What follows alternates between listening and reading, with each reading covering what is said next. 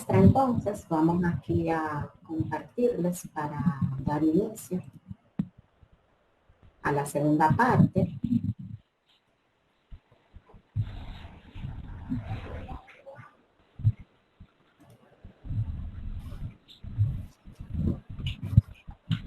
Como bien indicaba nuestra compañera Ostasia del grupo 1, vamos a dar continuidad entonces a la segunda parte de estos conceptos dentro de educación, pedagogía y didáctica, y también vamos a agregar lo que es la educación por competencias. En este caso, el grupo que vamos a continuar somos integrantes del grupo 4. Estamos compuestos por la licenciada Ibelisa del Rosario, el ingeniero Roldán López, el licenciado Joel Rosario y la licenciada Jenny Ramírez, y quien les habla, Susan Fajardo.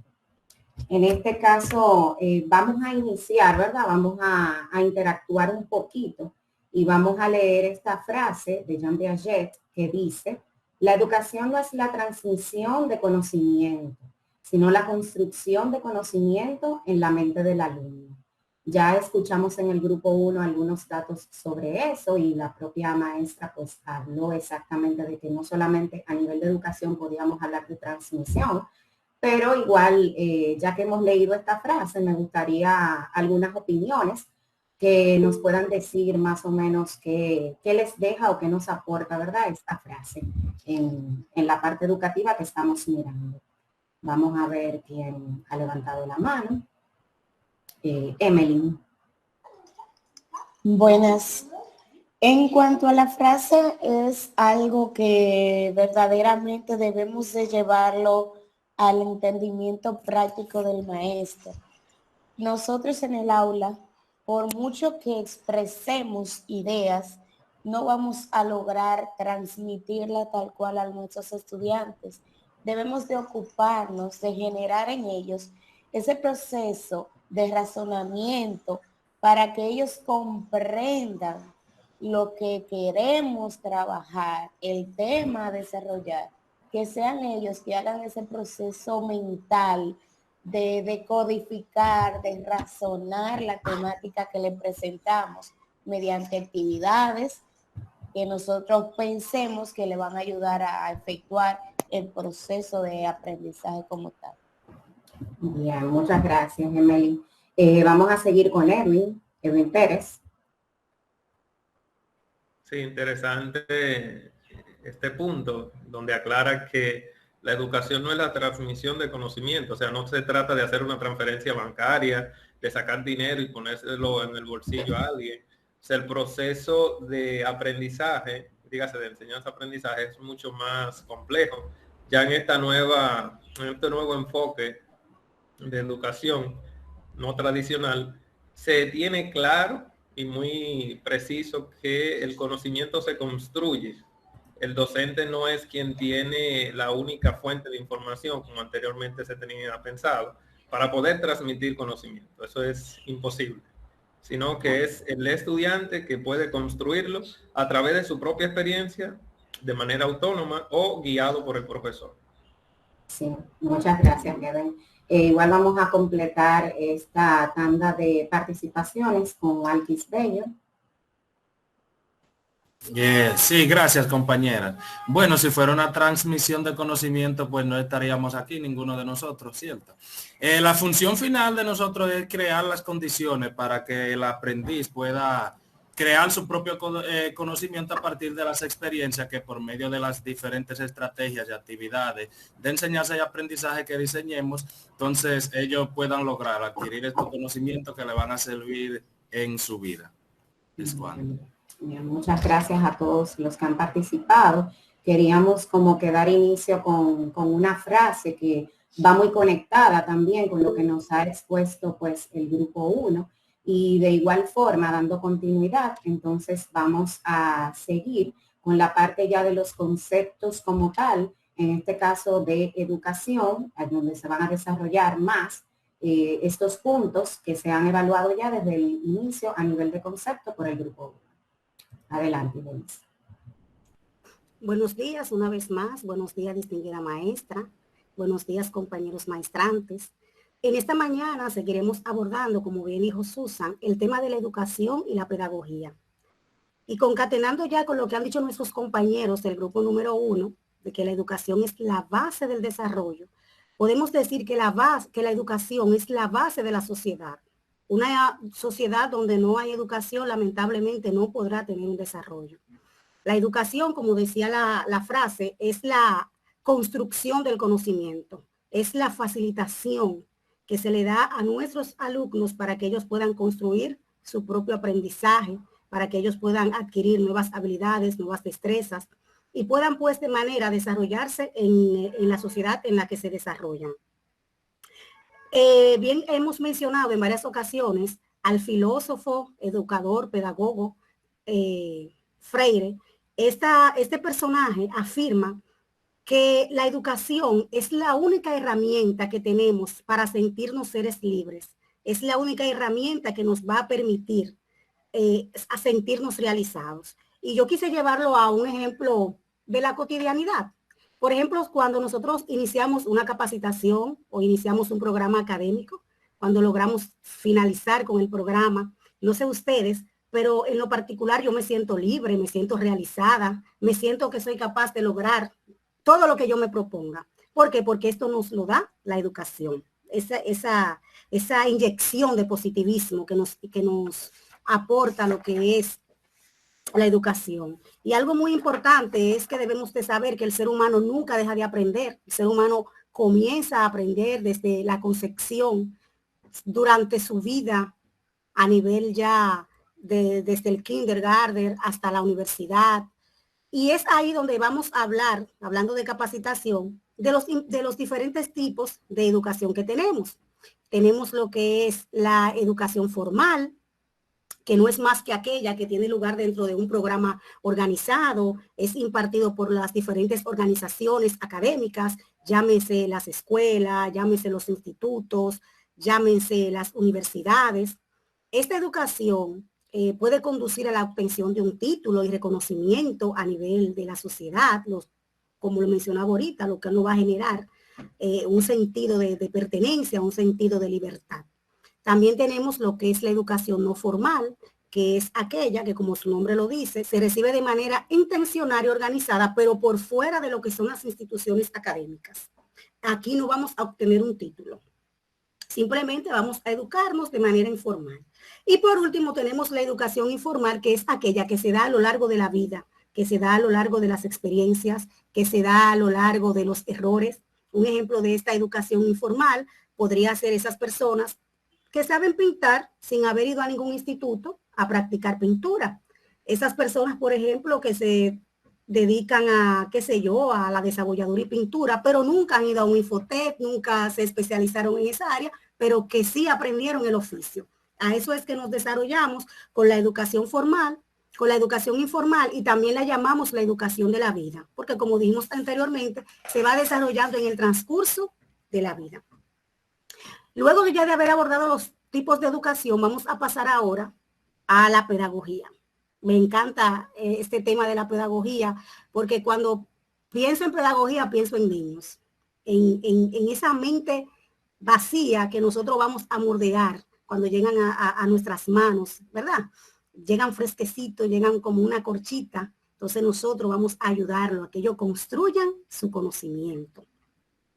La pedagogía es la ciencia que estudia la educación. El objeto principal de su estudio es la educación como un fenómeno sociocultural.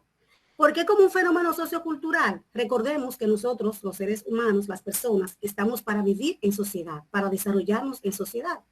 Y cuando hablamos de cultura es porque esa educación se va transmitiendo de generación en generación, como lo planteaba el video que vimos inicialmente que nos presentó la maestra. La pedagogía está estrechamente relacionada con otras ciencias. ¿Por qué estrechamente relacionada con otras ciencias? Porque, por ejemplo, en el caso de la biología, no podemos hablar de educación sin decir o sin saber que somos seres biológicos, cómo estamos formados morfológicamente. También la pedagogía está relacionada con la psicología. Recordemos que la psicología es la ciencia que estudia la mente del ser humano y está estrechamente ligada con la pedagogía, porque recordemos que la pedagogía es la ciencia que estudia la educación. También está estrechamente relacionada con la sociología y con la filosofía. Luego de hablar de lo que es la pedagogía, vamos a hablar de sus características. Vemos que puede ser de diversos tipos. Algunas son centradas en el maestro y otras se centran en el alumno, aunque ahora vemos más aquella que se centra en el alumno, donde el alumno es autónomo, donde el alumno es el protagonista de su propio aprendizaje. Por ejemplo, lo vemos ahora nosotros actualmente en la maestría. Nosotros somos autónomos, nosotros buscamos la información. La maestra está para dirigirnos. También una de las características de la pedagogía es que utiliza conocimientos y herramientas de diversas disciplinas, como dijimos anteriormente, la psicología, la filosofía, la sociología. Otra característica muy importante que tiene esta es que es una herramienta fundamental para la planificación educativa. Recordemos que la pedagogía estudia la educación y se aplica en la escuela, en el hogar, en los ámbitos en que se desarrolla el niño. Recordemos que la educación comienza desde la concepción, por eso se habla mucho de niño en la pedagogía. Y como ya hablamos y abordamos lo que son las características de la pedagogía, vamos a hablar de los diferentes tipos que tiene la pedagogía. Vemos que la primera es la pedagogía infantil, como su nombre lo indica, es el objeto de estudio, es la educación de los niños. La etapa del crecimiento de un niño es muy importante, ya que es cuando se adquieren, como dijimos anteriormente, competencias fundamentales para el resto de la vida. Recordemos que no dejamos de aprender nunca. Mientras estamos en la tierra, estamos aprendiendo. Luego tenemos lo que es la pedagogía crítica. El objetivo principal es transformar el sistema tradicional, como habíamos dicho anteriormente. De lo tradicional a lo crítico, de lo tradicional a lo creativo. Eso es lo que busca la pedagogía crítica. Transformar ese sistema, desarrollar un pensamiento crítico, como decía la maestra inicialmente, en cada uno de nuestros estudiantes. Desarrollar ese sentimiento de criticidad, de lo bueno, para poder desarrollarlo, ¿verdad? Luego tenemos lo que es la pedagogía conceptual. Me gusta mucho esta pedagogía porque aquí se habla de lo que son los valores, ¿verdad? Intrínsecos que tenemos nosotros, los seres humanos, de esas habilidades que traemos con nosotros. El objetivo principal es desarrollar el pensamiento, los valores y las habilidades de cada alumno, teniendo en cuenta su edad, teniendo en cuenta su cultura, teniendo en cuenta su seno familiar. Recordemos que todos no aprendemos de la misma manera. Por ejemplo, Robinson puede aprender leyendo. Joel puede aprender mirando videos, mirando tutoriales. Por ejemplo, Priscila puede aprender a través del aprendizaje kinestésico, de ese tipo, ¿verdad? De aprendizaje. O sea, todos tenemos una manera diferente de aprender, todos tenemos una manera diferente de desarrollar. Por eso, cuando tenemos alumnos en las aulas, no podemos a todos ligarlo, o sea, entrarlo como en el mismo saquito. Si fulano aprendió, ¿por qué fulano no aprendió? No. Debemos de saber que podemos sustentar lo que es la pedagogía conceptual. Luego tenemos lo que es la pedagogía social. El objeto principal es desarrollar la igualdad de la educación. Esta se encarga de que todos puedan recibir la misma educación, que puedan recibir la misma calidad de educación. Tenemos también lo que es la pedagogía de Waldorf. Esa pedagogía no es muy utilizada, no es muy hablada, pero sí es muy bueno que la conozcamos. ¿Por qué? Porque el objeto principal de esta es la autonomía de la persona a la hora de aprender. ¿Qué tan autónoma yo debo de ser para aprender? Y es excelente que seamos autónomos. Así como es bueno el trabajo colaborativo, también es buena la autonomía de que yo pueda tomar mis decisiones a la hora de yo construir mi propio aprendizaje. Por último, tenemos lo que es la psicopedagogía, cuyo objetivo principal es estudiar los procesos psicológicos que ocurren durante el aprendizaje. Recordemos que la pedagogía y la psicología están concatenadas. No podemos hablar de un buen aprendizaje si tenemos situaciones a niveles psicológicos, si nuestros estudiantes no están bien sanamente, emocionalmente, el aprendizaje no va a ser el mismo. ¿Verdad que no? No va a ser el mismo jamás. Luego tenemos, como decía, me parece que fue Wilkin, que él quería destacar lo que era la diferencia entre lo que es la pedagogía y la educación. Pero no podemos hablar de diferencia sin antes hablar de la relación que tiene lo que es la pedagogía y la educación. La educación es la institución social que permite y promueve la adquisición de habilidades, conocimientos y la ampliación de horizontes personales que puede tener lugares en muchos entornos. Ahí se deja evidenciado lo que decíamos al inicio. La educación nos hace sentir libres, nos hace sentir autónomos, nos hace sentir realizados. Mientras que la pedagogía, a su vez que la pedagogía tiene su raíz en la educación, ya que surge por la necesidad de sistematizar y crear métodos para el acceso a la educación, es decir, métodos para la transmisión de conocimientos, para la construcción de conocimientos, así como las tradiciones, los valores, la cultura, ¿verdad? Entonces ya estableciendo de que la pedagogía y la educación tienen una estrecha relación, ahora sí podemos pasar a lo que es la diferencia entre la educación y la pedagogía. Yo quise auxiliarme de una herramienta que aprendimos en la clase pasada con la maestra, que nos tocó anteriormente, y quise hacer este pequeño mapa conceptual donde vemos lo que es la educación versus la pedagogía. Y vemos que mientras la pedagogía es la ciencia, la educación es el objeto de estudio, como decíamos inicialmente. Mientras la pedagogía es teoría, la educación es práctica. Vemos que en la educación se depende de la necesidad del hombre para aprender. El aprender, el educarnos, es una sociedad que está en constante cambio. Y como decía Freire en un momento determinado, el mundo está cambiando. La educación debe cambiar también. O sea, no debemos estancarnos, no debemos quedarnos. Vemos que la pedagogía son los parámetros, las normas que delimitan el arte de educar. Y la educación, vemos que la educación puede ser intencional o no intencional. Ahí entra lo que serían los tipos de educación. Porque si bien yo tengo el deseo de aprender, hay cosas que yo la aprendo de manera intrínseca, hay cosas que yo la aprendo de manera innata, que se dan. Como comentaba, me parece, Edu, en un principio, que él decía que a veces quizá yo quiero aprender a cantar ópera, pero lamentablemente no vengo con eso en el paquete incluido. Sí puedo desarrollarlo, pero nunca voy a cantar como Pavarotti. Y vemos que la pedagogía proporciona el método de estudio. Ahí vemos evidenciado en este pequeño mapa conceptual ciertas diferencias que podemos ver y podemos notar a la hora de hablar de lo que es la educación y hablar de la pedagogía. Si desean más información del tema, nosotros vamos a estar dejándole el link en el grupo para que puedan seguirse nutriendo. Y hasta aquí esta parte y continuamos con Susan. Muchas gracias. Bien, Ibelice. Creo que ha quedado bastante claro lo que son los conceptos de educación y pedagogía, cómo se relacionan, igual también cómo tienen diferencias entre sí. Y vamos a seguir con el siguiente punto, que es la didáctica. La didáctica como palabra como tal, pues viene del griego didasco. Esa palabra en su concepto general viene a hacer conceptualización de los verbos enseñar, instruir, educar.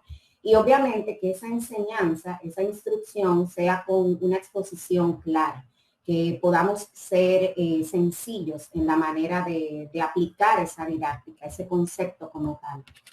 De igual forma, vamos entonces a construir lo que sería ya directamente el concepto como tal de la didáctica. Y en este sentido podemos decir que la didáctica está definida como la ciencia de la enseñanza y aprendizaje, dentro de la cual es necesaria la combinación del hacer y el saber didáctico, es decir, traducido a teoría más práctica igual a didáctica.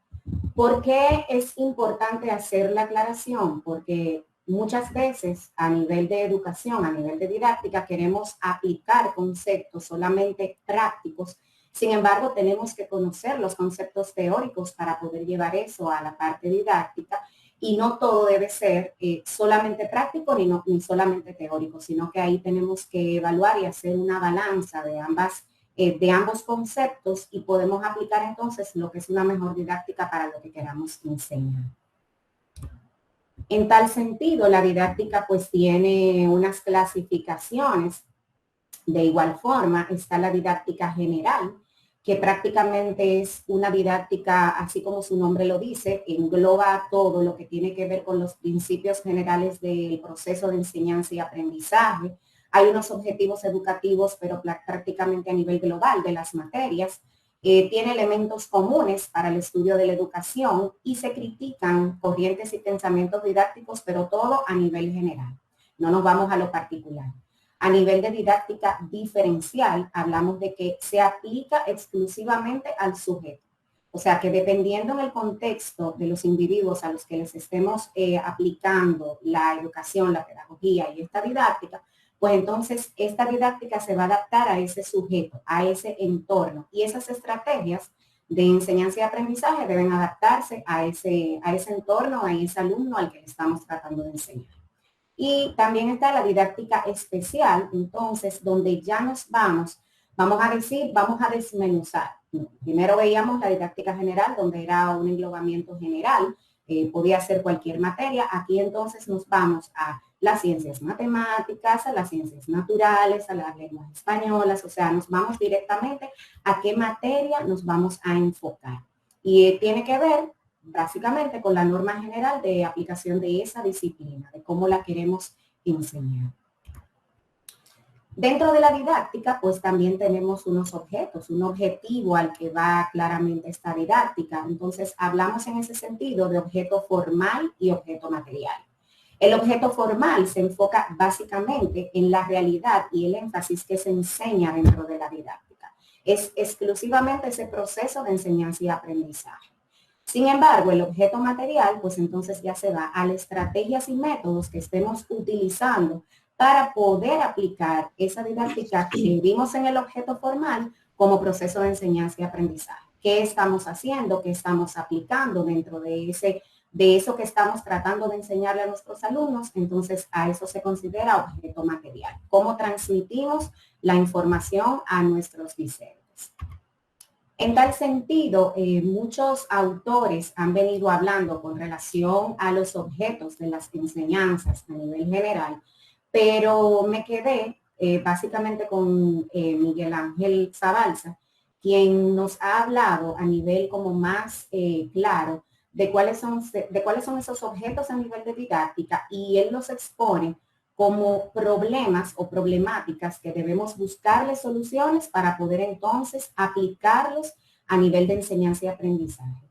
En tal sentido, él expone la enseñanza como concepto clave, o sea, iniciando con esa definición como tal, la planificación y el desarrollo que debemos aplicar en la parte curricular, el análisis ya en profundidad de ese proceso de aprendizaje en el que nos estamos desenvolviendo, el diseño y seguimiento y también control de esa innovación que ahora estamos viendo con toda esta revolución de la tecnología de información, el diseño y desarrollo de medios en el marco de las nuevas tecnologías a nivel educativo, el proceso de formación y desarrollo del profesorado, o sea, de nosotros como docentes, no sentarnos solamente a esperar que las cosas nos lleguen, sino también buscar ese proceso de aprendizaje para nosotros, para poder transmitir.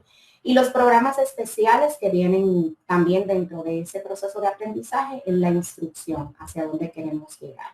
Es evidente que con todos estos datos y con toda la parte de la didáctica que podemos tomar, pues podemos entonces desarrollar realmente lo que es la construcción, que venimos hablando inclusive desde el inicio de las ponencias del grupo 1, ahora cuando les expuse también el concepto de Piaget, de que ya no es solamente hablar de un concepto cerrado, sino de que tenemos que transmitir en una forma colaborativa a nuestros estudiantes, y esta sería la mejor manera para poder aplicar entonces los conceptos de la didáctica. En tal sentido, para ver otros temas, vamos a seguir con Roldán, quien nos seguirá hablando de las funciones y dimensiones didácticas.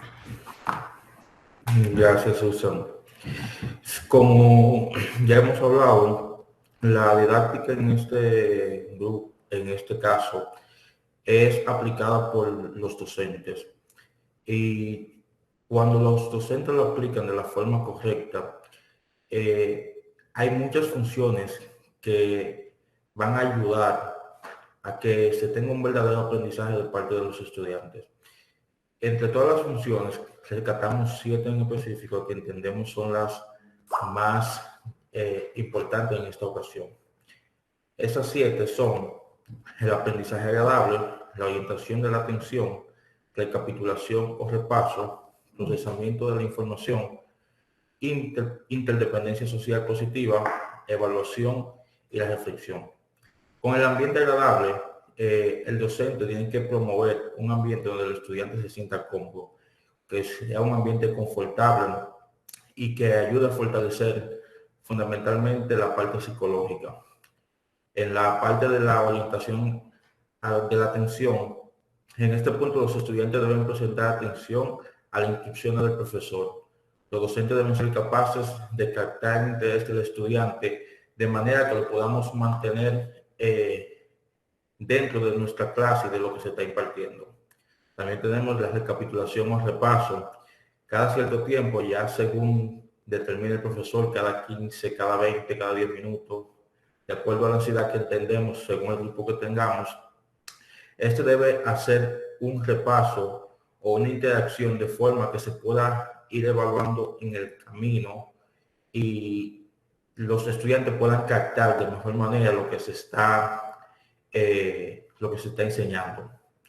El procesamiento de la información. Los estudiantes están expuestos a contenidos conceptuales o procedimentales con actitudes específicas para comprenderlos, variarlo o utilizarlo.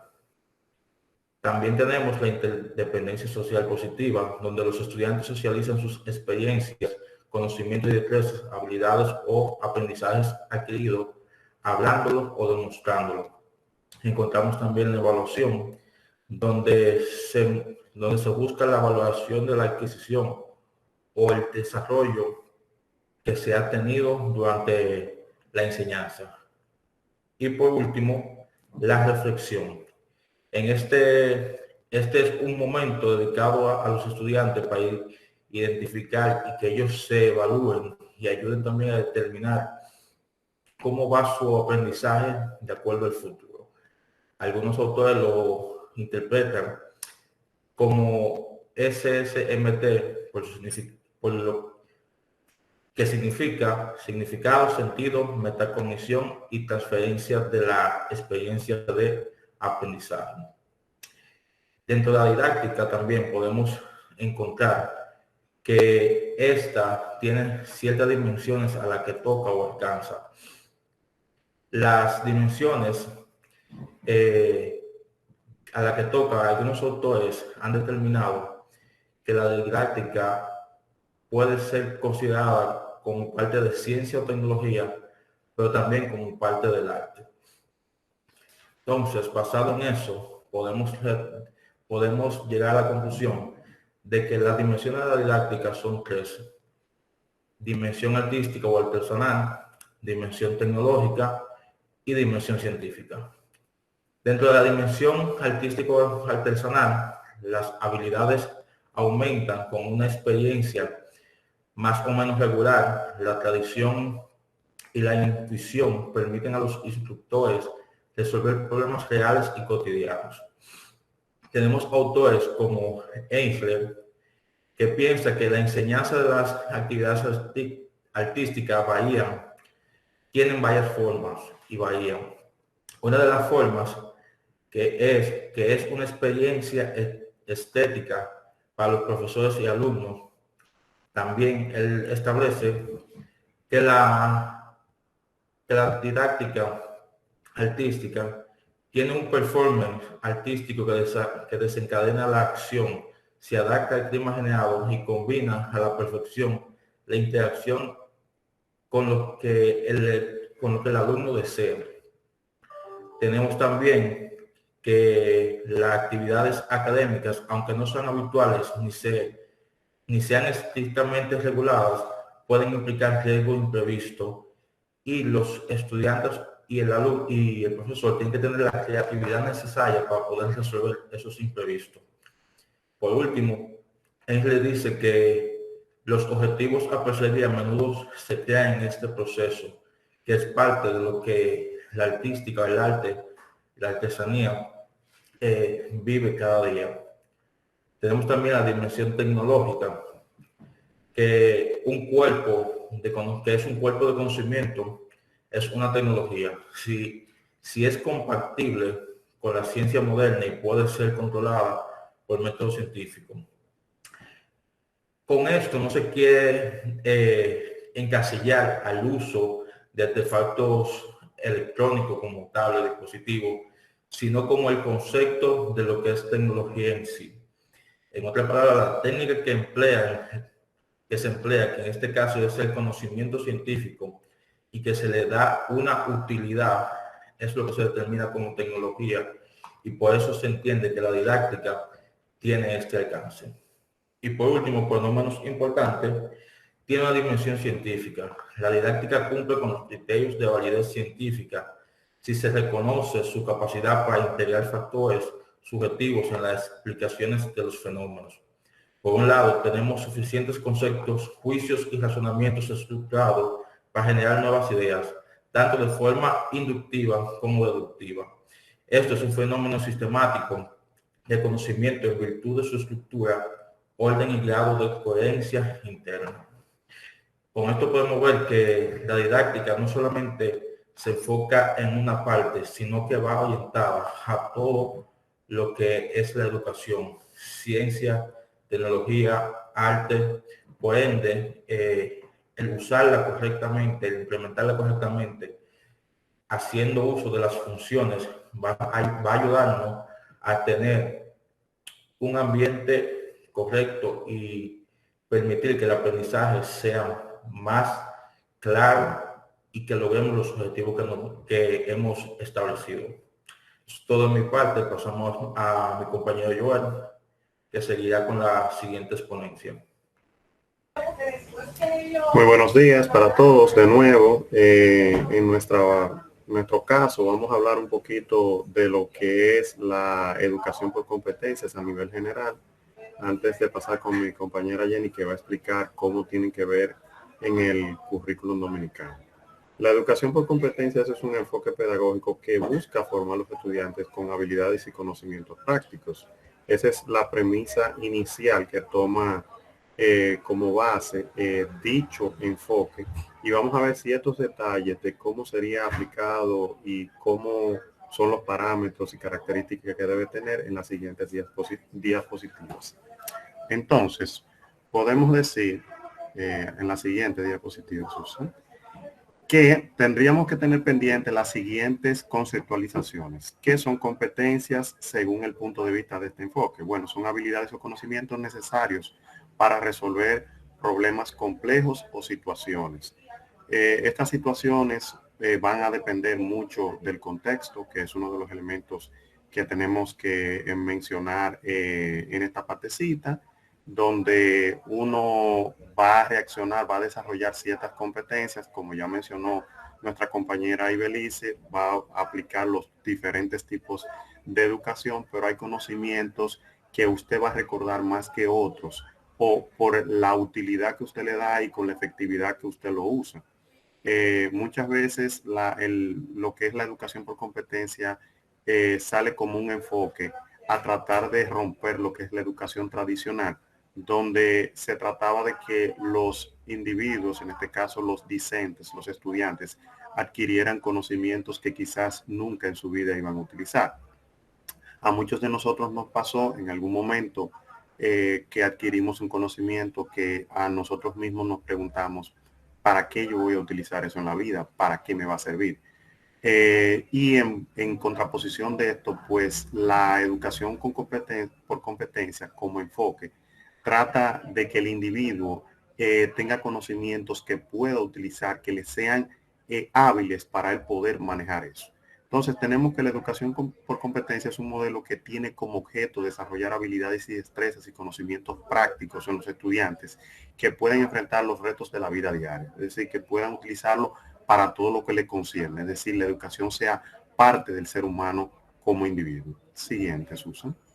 Entonces tenemos que todo esto parte de dos conceptos principales. Tenemos el constructivismo. Nosotros como grupo empezamos con Jean Piaget, uno de los precursores de uno de esos movimientos, que es el constructivismo, donde en el constructivismo se destaca porque el estudiante lidera su propio aprendizaje. Según el constructivismo, el estudiante construye su propio aprendizaje a partir de la experiencia e interacción con el mundo que le rodea. Entonces, ahí podemos tomar como pendiente que basado en eso, pues entonces sale lo que es el socioconstructivismo. El socioconstructivismo bueno, es un derivado de este. En esta teoría educativa se sostiene que el conocimiento se construye a través de la interacción social. Volvemos otra vez y ponemos el contexto, donde sabemos que las competencias se adquieren y se aplican en contextos específicos. Por eso es importante tener en cuenta el contexto donde se están desarrollando las competencias de los diferentes individuos, dependiendo de un entorno en específico. La siguiente. ¿Qué es el enfoque basado por competencia? Bueno, se basa en la idea de que el aprendizaje es un proceso activo y constructivo basado en las ideas en las que se fundamenta, es decir, el constructivismo y el socioconstructivismo, y en que los estudiantes deben asumir un papel más activo, responsable y propio en su proceso de aprendizaje. No que sea una cosa de un tercero, más que los estudiantes se empoderen del mismo conocimiento, que quieran adquirir ese propio conocimiento, que se sientan motivados por adquirirlo, no que sea una imposición, no que sea algo que simplemente pues debes aprender porque es parte de la vida y punto. Es decir, no debe ser en ese sentido. Entonces, tenemos unas consideraciones importantes. Entre las consideraciones importantes implica una postura crítica, un enfoque reflexivo y holístico. Estas tres palabras voy a hacer énfasis. Crítico significa que yo esté consciente de lo que estoy haciendo. Reflexivo, que yo haga una introspección, pueda recapacitar, pueda buscar esos conocimientos y conectar con lo nuevo. Y holístico, que está todo conectado. Es decir, que lo primero que yo aprendí, aunque no sea de esa asignatura, aunque no sea de ese conocimiento, pues yo le pueda buscar sentido y pueda conectarlo. Un ejemplo de esto sería buscar analogías o ejemplos de las cosas que yo estoy tratando de aprender y conectarlo con la vida real. Y no menos importante, dentro de estas consideraciones tenemos los tres saberes que ya nuestra compañera Ostacia y nuestros compañeros han mencionado en estos dos exposiciones de estos subgrupos que se están dando, que son los tres saberes, que son el saber ser, el saber saber y el saber hacer. Ambos en una competencia tienen que estar conectados. Hacemos un ejemplo. Por ejemplo, si yo digo que yo sé hacer un arroz, pues yo tengo que tener el concepto básico, tengo que ser como una persona que está en postura de cocinar y tengo que saber ejecutar el procedimiento correcto para hacerlo. Entonces los tres saberes se van a combinar y ambos se van a competir en una competencia. ¿Cuál es la competencia? Que yo sé cocinar un arroz. Ese sería básicamente el concepto fundamental de una competencia. El primer saber es saber que tengo hambre. Bueno, tenemos entre las ventajas desarrollos de habilidades para la vida. Está muy bueno. Calmen el hambre, que esto está muy bueno. Entre las ventajas tenemos que el desarrollo de habilidades para la vida, es decir, trata de que no aprendan conocimientos vacíos, personalización del aprendizaje. Yo voy a aprender lo que yo crea propio en base a las capacidades que traigo innata, lo que mencionábamos anteriormente, que precisamente Edwin Bobadilla lo había referido con el caso de los cantantes de ópera. Muchas veces tenemos habilidades que encontramos un cupo, por ejemplo, según Gardner, que es uno de los precursores también de lo que tiene que ver con el modelo de educación por competencia, habla de las inteligencias múltiples.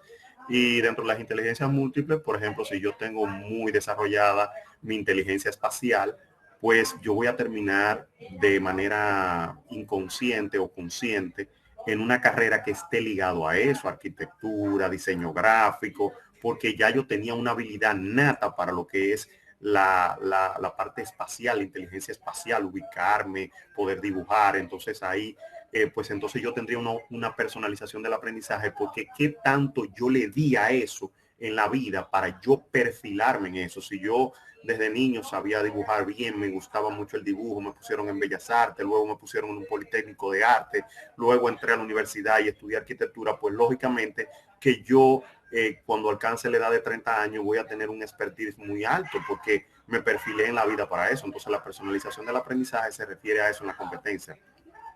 mayor relevancia en el contenido de enseñanza. Es decir, yo le voy a dar importancia a lo que yo creo que es importante para mí. Si yo no creo que es importante, pues yo no le voy a dar relevancia. Mejora en la calidad de la educación. Bueno, pues si yo voy a utilizar ese conocimiento y me va a servir para cosas que yo voy a utilizar en la vida, pues lógicamente que va a mejorar la calidad de la educación. Y fomento en la colaboración de trabajo en equipo, que es una de las habilidades blandas que debemos nosotros los docentes trabajar en el aula, procurar que nuestros estudiantes no sean tan egoístas, que no vivamos en un mundo tan egoísta como el que vivimos, y tratemos de ser colaborativos y que cada quien pueda aportar un grano de arena y podamos juntos poder resolver problemáticas de mayor envergadura. Siguiente. Los retos y desafíos. Bueno, todo en la educación por competencias parece excelente, pero hay muchas cosas que quizá nosotros como sociedad, incluyendo la República Dominicana, como un país de Latinoamérica tercermundista, pues tampoco hemos podido superar. Queremos montarnos en esa ola, estamos proponiendo en nuestros modelos curriculares, en nuestros componentes curriculares, todo lo que tiene que ver con evaluación por competencia, y se habla de competencia hasta un punto de haber evolucionado hasta nuestras mallas donde ponemos nuestras calificaciones, pero hablando de lo que son indicadores de logro, que son componentes, pero hay muchas cosas que todavía no hemos podido lograr y que se están viendo.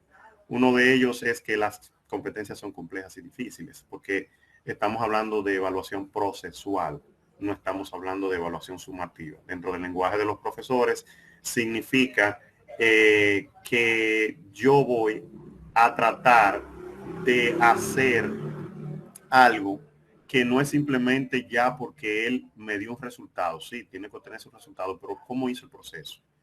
Muchas veces no hay un parámetro propiamente dicho para evaluar eso. Diseño y aplicación de métodos de evaluación adecuados. Eso está bien atado al número 1 en el enfoque por competencia. Necesidad de personalizarle la enseñanza de cada estudiante. Cada estudiante va a aprender sobre un tema específico, sobre una competencia específica de una forma diferente, y quizá va a desarrollar aspectos que otros no van a desarrollar. Entonces todo eso el profesor tiene que tenerlo. Por eso la rúbrica es uno de los métodos para evaluar eso. No voy a entrar mucho porque mi compañera va a hablar de eso. Y tenemos también la capacitación del docente en la implementación efectiva, es decir, debemos capacitar más a lo que es nuestro cuerpo docente en la República Dominicana sobre lo que es la evaluación por competencia. Y otros de los retos que tenemos es que hay una resistencia al cambio porque estamos muy acostumbrados a lo que es el método tradicional.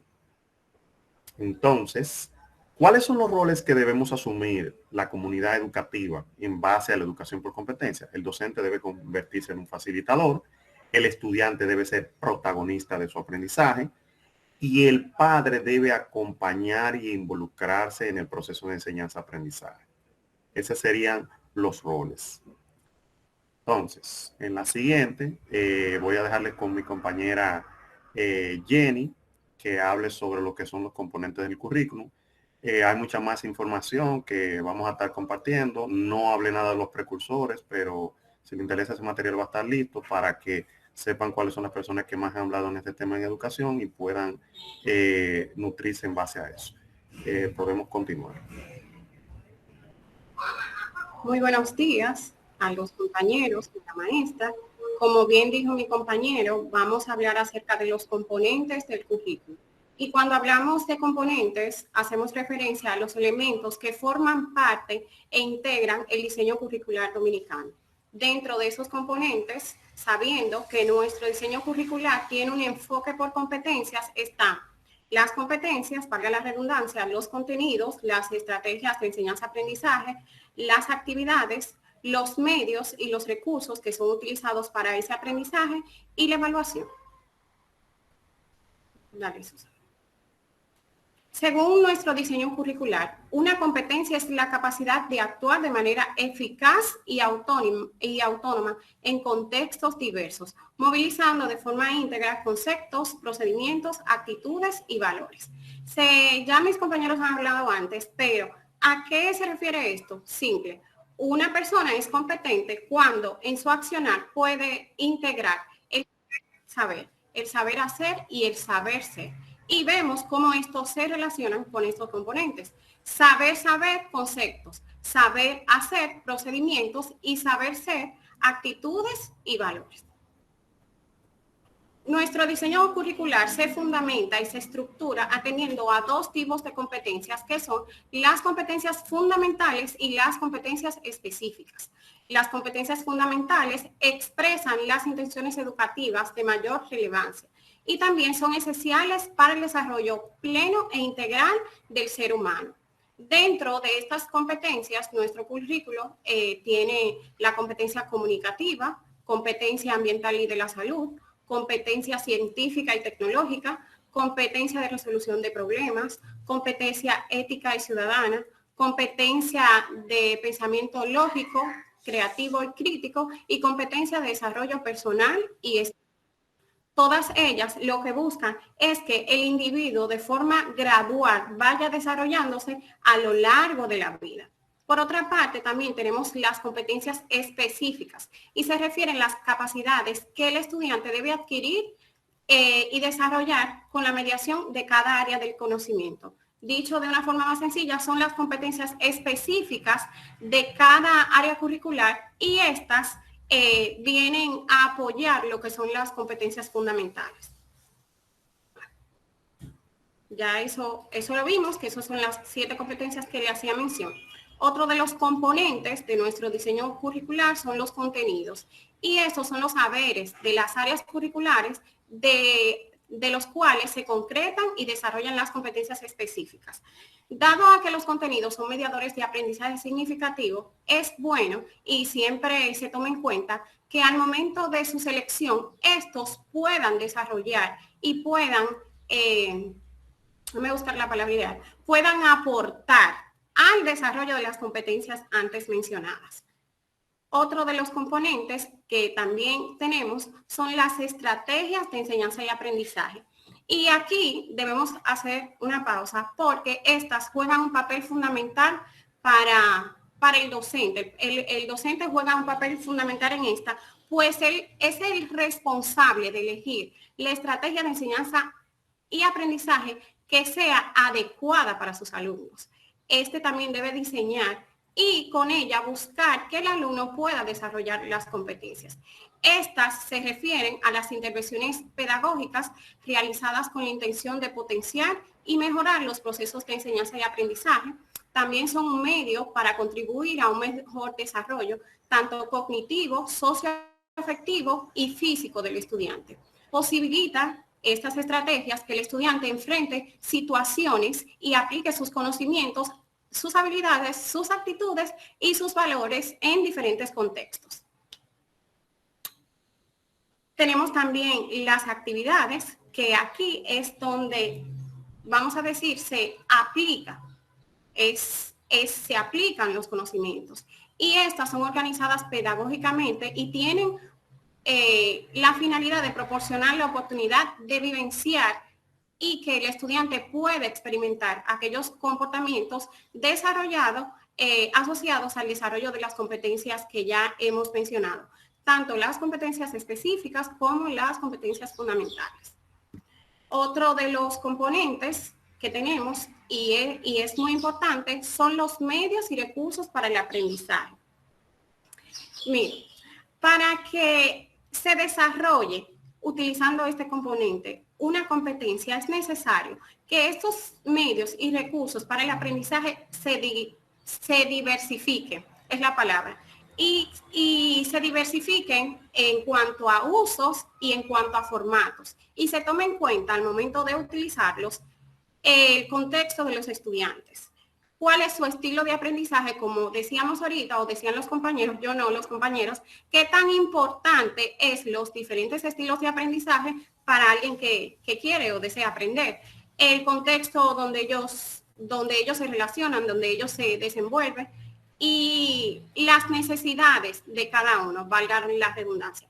Cuando hacemos esto, los medios y recursos van a favorecer de manera significativa el desarrollo de las competencias. Van a ayudar a que el estudiante pueda organizar sus conocimientos. Van a facilitar el proceso de enseñanza y aprendizaje y van a facilitar la investigación. También van a promover el autoaprendizaje. ¿Y por qué el autoaprendizaje? Como hemos dicho anteriormente, somos competentes cuando somos autónomos, cuando podemos desarrollar por nosotros mismos o los estudiantes, en este caso, sus habilidades. Dele, Susan, por favor. Uno de los puntos más importantes, dale, tú le puedes dar para atrás, bueno, la puedo dejar ahí, es la evaluación, que vamos a decir que de esta dependen todos los demás componentes, porque la evaluación, aunque se relaciona mucho con la calificación, no es así. La evaluación es un proceso continuo, es un proceso complejo, es más medir qué tanto mis estudiantes han desarrollado esas habilidades, han desarrollado esas competencias. Vamos a ver, la evaluación se enfoca en el proceso de aprendizaje y no en el resultado final.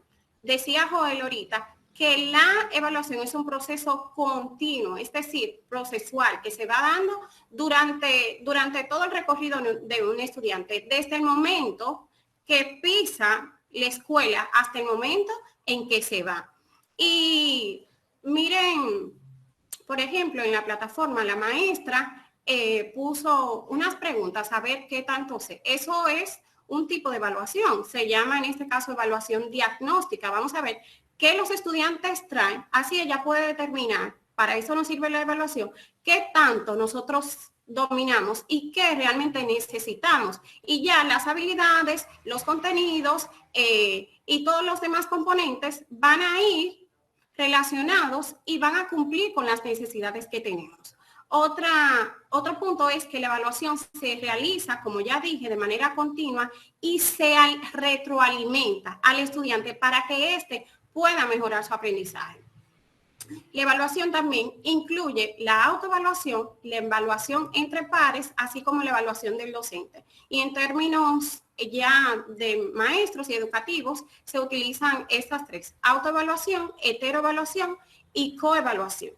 Por último, la evaluación se centra en las competencias y habilidades adquiridas, en lugar de solo de conocimientos teóricos. También un individuo es competente cuando cambia su manera de actuar, cuando cambia su manera de accionar. No solamente lo que sabe teóricamente, sino el saber ser y también el saber hacer. Hasta aquí nuestra exposición de mi parte. Espero que les haya gustado. Mientras tanto, vamos a ir compartiendo una nube de palabras para que ustedes nos digan cuáles de estos conceptos trabajados por nosotros le han llamado su atención. Nos gustaría leerlos. Yo lo envié por el chat, Jenny. No le compartiste por el chat. Pues voy a compartir para ir bien. Por favor. Vayan pues llenando, no, aún no, Jenny, vayan compartiendo mientras Jenny entonces nos puede presentar los resultados que vamos viendo de qué nos ha quedado, qué hemos aprendido, ¿verdad? De todas estas ponencias de este tema y que podamos ver en una nube de palabras, ¿verdad? Que hemos recogido como conceptos.